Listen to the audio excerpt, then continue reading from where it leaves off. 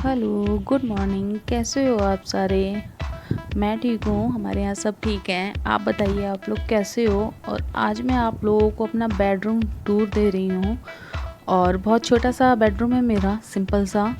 और इसको कैसे मैं क्लीन करती हूँ और कितनी देर इसको क्लीन करने में लगती है और क्या कुछ मैं कैसे करती हूँ, ये मैं आप लोगों के साथ शेयर कर रही हूँ। आई होप आप लोग को अच्छा लगेगा। अगर अच्छा लगे तो प्लीज़ मेरे चैनल को सब्सक्राइब करिएगा, वीडियो को लाइक एंड शेयर करिएगा। और ये रही आरोही, मैं सफाइयाँ करती हूँ, ये सतानियाँ करती है। चलिए फिर स्टार्ट करते हैं अपनी बेडरूम की क्लीनिंग को। अभी आप लोग बेडरूम का हाल देख सकते हो। बस अब यहाँ से मैंने स्टार्टिंग कर दी है अपने बेडरूम की क्लीनिंग की। सबसे पहले बेड क्लीन करते हैं।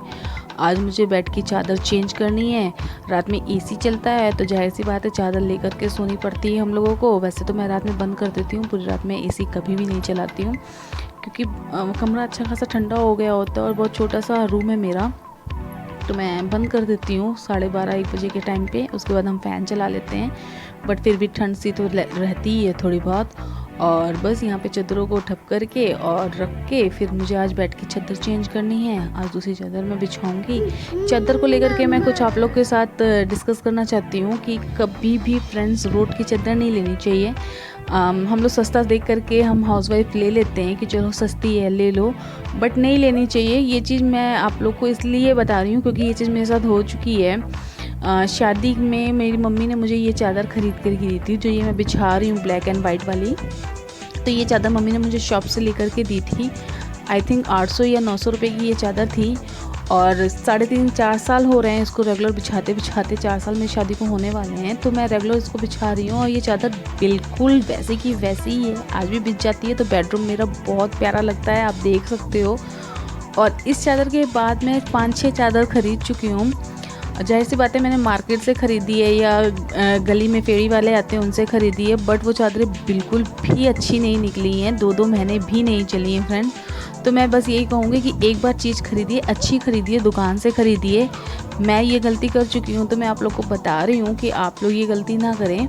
और मैं भी आगे से यही कोशिश करूँगी कि मैं भी शॉप से ही जाके एक बार अच्छी चीज़ लेकर के आऊँ। और आरुई की ये टेडी बियर्स हैं जो ये सारा दिन इधर से उधर करती रहती है।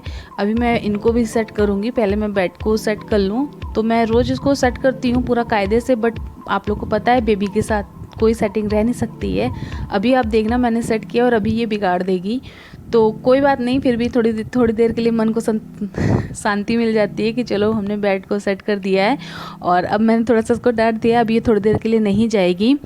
और अब फटाफट से समेट लेते हैं, बेड हमारा हो गया है, अब समेट लेते हैं। ये आरुई की चेयर है, आरुई के जितने भी खिलौने हैं मैंने एक बास्केट बना रखी है, इस बास्केट में मैं रखती हूँ।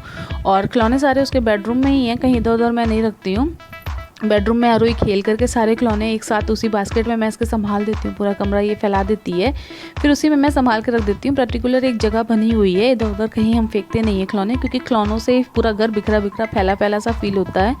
तो इसलिए मैंने एक बास्केट बना रखी है। और बेडरूम में मैंने एक सोफ़ा डाल रखा है, अपना बड़ा सोफ़ा, क्योंकि एसी गर्मी बहुत है और एसी बेडरूम में ही है, तो बेडरूम में ही लोग आकर के बैठते हैं जो भी आते हैं हमारे रिश्तेदार। तो जो भी है कोई बेड पे बैठना अच्छा नहीं लगता, इसलिए मैंने एक सोफ़ा अंदर डाल रखा है। और इससे सेटिंग भी काफ़ी अच्छी लगती है, बेडरूम में बहुत अच्छा लगता है। और वो आरोही बोल रही है तो सॉरी। उसके बाद मैं अपनी कालीन में रोज़ अपने बेडरूम में बिछाती हूँ। तो इसको साफ़ करने के लिए डोरमेट क्लीनिंग का मैंने एक वीडियो पहले ही अपलोड कर रखा है, आप लोग चाहो तो उसको देख सकते हो। बट मैं रोज़ ऐसे ही अपनी कारपेट हटाने से पहले उसको क्लीन कर लेती हूँ, क्योंकि इसमें बाल हैं, धागे हैं, बहुत सारा सामान है जो रोज़ इसमें फंसता है, धूल है, मिट्टी है। इसको अच्छे से मैं क्लीन करके फिर हटाती हूँ, तो कारपेट मेरी साफ़ की साफ़ रहती है। और अब टाइम आ गया झाड़ू का, तो जैसे कि बेड के इस साइड पे थोड़ी सी जगह है, तो मैं पहले ही झाड़ू इधर से निकाल चुकी थी। और झाड़ू और पोछा मैं बैठ के ही लगाना पसंद करती हूँ, क्योंकि आप लोग मेरी हेल्थ देख ही रहे हो। और वैसे भी कहते हैं बैठ के लगाना चाहिए, मुझे अपने हाथ से झाड़ू पोछा करना ज़्यादा पसंद है। मैं पोछा भी कभी खड़े होकर लगाने वाला पोछा नहीं लाती हूँ, क्योंकि वो मुझे अच्छा नहीं लगता है। मुझे लगता है बैठ के ही पोछा लगाना चाहिए, और बैठ के ही पोछा ज़्यादा बेटर रहता है। तो अब मेरी झाड़ू हो गई है। और जब तक आप लोग आरोही की सतानियाँ देखिए, ये अपने खिलौनों में ही लगी रहती है। इसको कोई मतलब नहीं है कि मम्मा क्या काम कर रही है, क्या काम नहीं कर रही, मम्मा कहाँ गई, कहाँ नहीं गई। इसको सिर्फ इधर इस कमरे में टीवी चलता हो और इसके खिलौने रखे हो, एसी चल रहा हो, इसको और कुछ नहीं चाहिए। और झाड़ू के बाद फिर मैं डस्टिंग कर लेती हूँ। डस्टिंग हमेशा झाड़ू के बाद ही करनी चाहिए और ऐसे छोटी छोटी चीज़ें जो हैं रोज़ क्लीन कर देनी चाहिए। मैं अपना दरवाजे भी रोज़ क्लीन करती हूँ, लाइट के स्विच के बोर्ड जो होते हैं वो भी रोज़ क्लीन कर देती हूँ, अपना टीवी पोंछ देती हूँ, वूफर साफ़ कर देती हूँ, सेटअप बॉक्स साफ़ कर देती हूँ, सब कुछ मैं रोज़ क्लीन कर देती हूँ। जिसके बाद फिर मुझे डीप क्लीनिंग करने की बहुत ज़्यादा ज़रूरत नहीं रहती है और चीज़ें साफ़ सुथरी घर में बहुत अच्छी लगती हैं। कोई आ जाता है तो काफ़ी सही लगता है। बेड भी मैं रोज़ क्लीन कर देती हूँ साइड साइड से। तो ये मैं झाड़ू लगाने के बाद करती हूँ, क्योंकि झाड़ू लगाने से पहले करके कोई फ़ायदा नहीं होता है। फिर झाड़ू लगती है तो सारा डस्ट उड़ करके फिर इन्हीं सब चीज़ों पे लग जाता है। और वैसे भी मेरा तो ब्लैक कलर का फर्नीचर है, तो ब्लैक सोफ़े हैं, ब्लैक बेड है, तो बहुत ज़्यादा धूल दिखती है इन पर, इसलिए मैं इनको रोज़ क्लीन कर देती हूँ। तो इन सबको क्लीन करने के बाद फिर मैं लगाऊंगी पोछा भी मैं बैठ के लगाती हूँ। उधर जगह थोड़ी कम है तो थोड़ा मुझे उठ करके भी लगाना पड़ जाता है।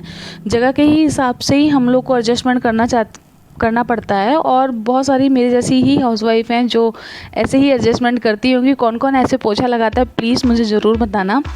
और मुझे पता है कि यूट्यूब पे बहुत अच्छे अच्छे से लोग दिखाते हैं कि ऐसे और वैसे, बट यार मेरे पास तो जो है मैं वही दिखाऊंगी। और मैं हमेशा ऐसे ही करती हूँ। ऐसा नहीं है कि मैं खड़े होकर लगाने वाला पोछा नहीं ले सकती, मोप नहीं ले सकती, बट मैं लेना पसंद नहीं करती, मुझे अच्छा नहीं लगता। मुझे हाथ से ही पोछा लगाना अच्छा लगता है और ज़्यादातर मैं टॉवल का ही पोछा बनाना पसंद करती हूँ। तो मैं भले ही मैं न्यू टॉवल का पोछा बनाऊँ, बट मैं टॉवल का ही पोछा बनाती हूँ। तो अब पोछा लग जाने के बाद मैं यहाँ पे अपना डेकोरेशन कर दूँगी। जैसे मैं इसको रोज़ सेट करती हूँ कालीन बिछा करके, और आरुई के खिलौने सारे के सारे सेट कर दूँगी।